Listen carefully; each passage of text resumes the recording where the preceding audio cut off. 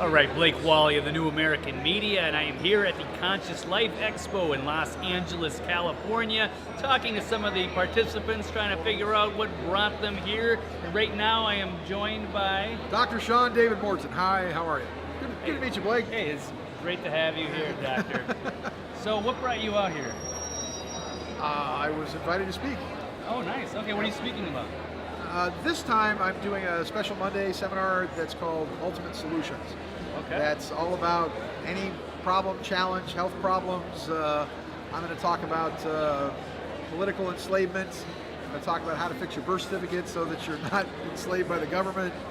Fix government problems, fix IRS problems, just fix any problems. A little bit of everything, okay. A little bit of everything, No, I mean, I don't know to give away too much of it, but I mean... No, I'm not giving away. Okay, for example. Give the whole lecture right now. No, it's like, how to get the IRS off your back forever, how to declare yourself a non-14th Amendment American national rather than U.S. citizen, which is District of Columbia stuff, how to actually understand that your birth certificate is a certificate of stock that's issued in such a way. I show people that if you don't want your kids to get vaccines, as an example, there's a way to actually do that legally where you have to file certain paperwork to reclaim your children, because the government basically takes possession of them the day they're born, using the birth certificate, what the social security numbers are for, all that stuff. But we just talked to Jordan Maxwell last night, so we got he's really into that, and you're carrying the torch. You're covering a lot of material then. We also have some other fun things too about. We have things about how to rig up your car in such a way so that it becomes invisible to everything from LA is installing all these new speed lights, and there's actually ways to put certain solvents on the license plate so that it's not actually photographed by the police or whatever. So I'm just trying to fix everybody's problem. No, I'm intrigued. This is it sounds like quite a lecture. So it's not just the regular spiritual hoobajoo. Let's put it that way. So it's got you have a little variety. But speaking of that, so outside of your own speech presentation, what are you looking forward to the most while you're here? I've been involved with the Expos for about 25 years or so. So I have a lot of my friends speaking. You've got Gail Thackeray, Daniel Brinkley, Linda Moulton Howell, and I. She's speaking just now. As a matter of fact, I'm on her way to her lecture. But we produced a show called Sightings. I don't know if you remember Sightings years ago. Yeah. But she was the creator of Sightings, and I was a producer. I produced the Area 51 piece on Sightings because I'm the guy that actually exposed Area 51 and filmed the base for the first time and actually got it on the front page of the LA Times. And so that's fun. I was the first guy to investigate things like the Chupacabra and all that. And I was down in Puerto Rico running through the jungle back in '96. It's a real thing, by the way. The Chupacabra's a real you're like thing. one of the pioneers of this whole. That would be me. Why we're here. Yes. Wow, that's awesome. I've been doing expos like this for almost 30 years. Wow. So it's. Thank you so much for your work. Yeah. Thank you. Yeah. And speaking of conspiracies, I won't hold you too long. What do you think is like the biggest one right now that people should be aware of, the general public? Wow, there's a lot of them. I think probably the thing that's the most interesting to me, just because this is something that came out of the hacking of the Democratic National Committee emails, and specifically the emails of people like Anthony Weiner and John Podesta and all that. I think, and a lot of people are poo-pooing it, but I think the Pizzagate thing is an example. They just last Tuesday rounded up 487 people in a pedophile ring here in Los Angeles that is going to impact the entertainment industry and all the really vile, awful stuff that goes on in entertainment. So I think the Pizzagate conspiracy, just because the establishment is so desperate to cover it up, because there's so many big players in this, and it all involves the cops and high level government people. I also think that that's amazing. When you think the public is ready for that? Well, I don't think. Andrew Breitbart, in my opinion. Once again, in my opinion, I think Andrew Breitbart was murdered, and he was on the edge of exposing these pedophile rings, some time ago, and he just kind of fell over dead in the street. Could have been, what looked like a microwave weapon, but again, my opinion. But I've cracked a lot of conspiracies for, as I said, for Hard Copy, for Unsolved Mysteries, for Strange Universe television show, which I was one of the creators on back in the '90s.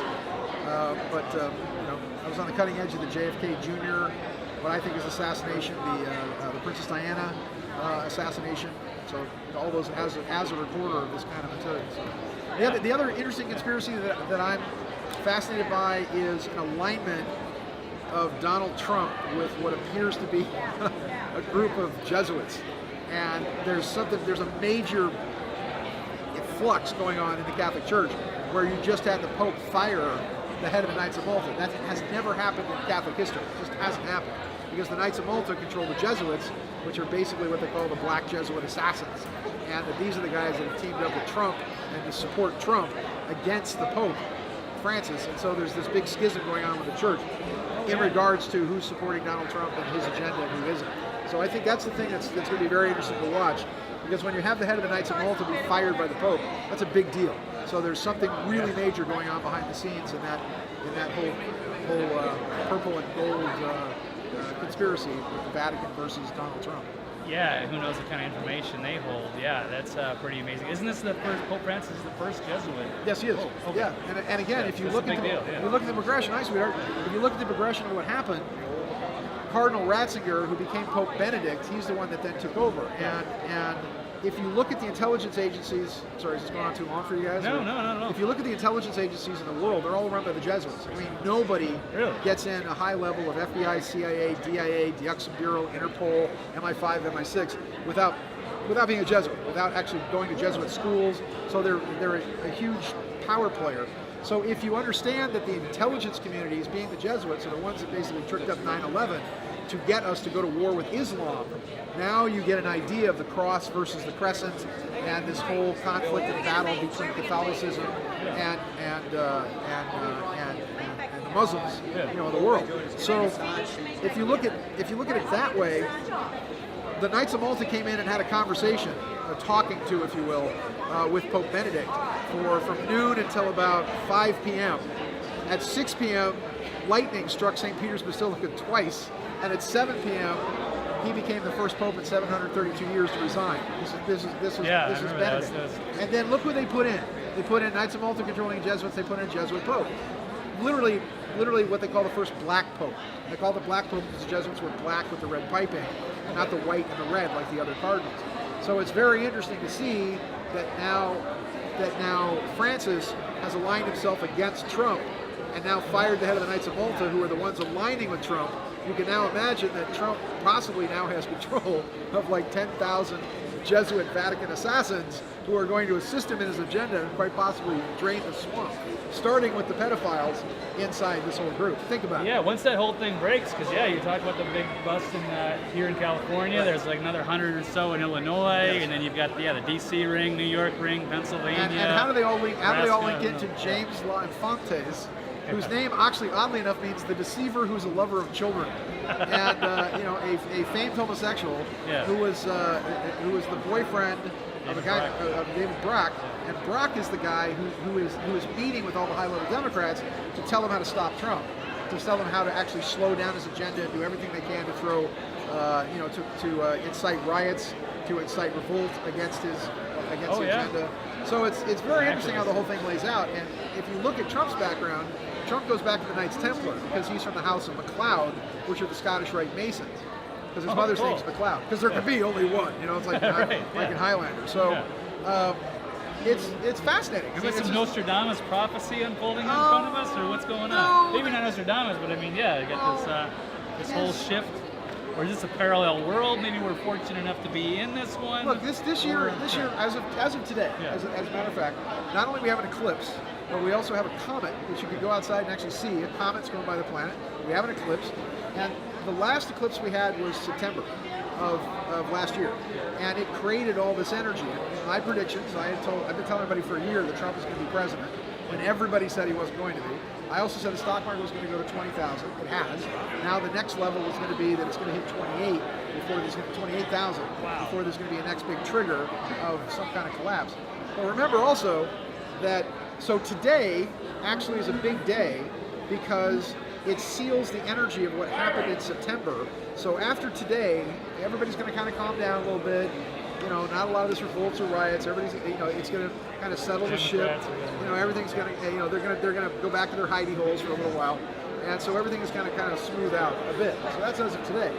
But we've got another eclipse coming that is major, and this is going to happen in August of 2017. that's the first time since 1630 that you actually have an eclipse that starts in Oregon, goes all the way across the United States, and then ends down in Florida. But it crosses the entire width of the United States, with the penumbra of the eclipse, and this is very bad news, the penumbra of the eclipse being dead center over the New Madrid Fault in New Madrid, Missouri, which is of course where it split the nation in half back in 1812 and 1813. The city of New Madrid simply vanished, actually, back then, from the New Madrid earthquake. And if the New Madrid Fault ruptures, then that means now you have an Edgar Cayce reality where the Mississippi is 100 miles wide, the United States is physically divided into two separate sections, if you will. So that's kind of interesting. But let me also, that would be very let me also point out that the last time the Republicans controlled the House, the Senate, and the presidency was 1928. Look what happened in 1929.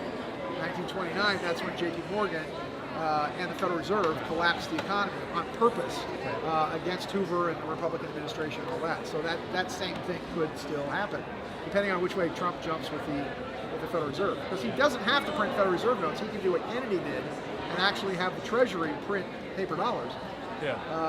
Kennedy did that on October 1st of 1963, had the Treasury actually print the money, and 42 days later they shot him in the head. So it's pretty dangerous to go against the Federal Reserve. Yeah, you can try to assassinate Andrew Jackson a few times before it was the Federal Reserve and that federal type of bank. And it's. You see, he warred against Y.A. Biddle. Y.A. Biddle at the central bank, and it was Andrew Jackson, who Donald Trump put a portrait of up in his office. As soon as he got to the Oval Office, he said, "I want gold curtains. I don't want this red crushed velvet that looks like a Mexican whorehouse," I think is what he said. And he wanted the Reagan rug of the seal, and he had Andrew Jackson, who, by the way, came into the presidency with a bunch of bullets still in him. And, he won like 26 duels or something like that. So he beat a man to death with a cane on the steps of the White House for insulting his wife. So you think Donald Trump's bad?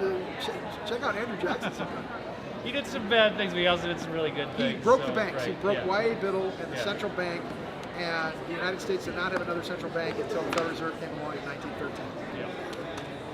Wow, well, fascinating stuff. Where can people follow you? We're going to let you go. Take a look at www.strangeuniverseradio.com. That's strangeuniverseradio.com. Go to the website. And my radio show is one of the #1 shows on the web. We have 2.5 million people listen 5 days a week. And that's on freedomslips.com, Studio A. That's Monday through Friday, 3 to 5 Pacific. Wow. Blake, it was an honor meeting you. You're really a bright, handsome, intelligent man, and I appreciate what you guys are doing. Oh, thank you. Fight on, everybody. Go Trojans. See ya. Thank you. Yeah,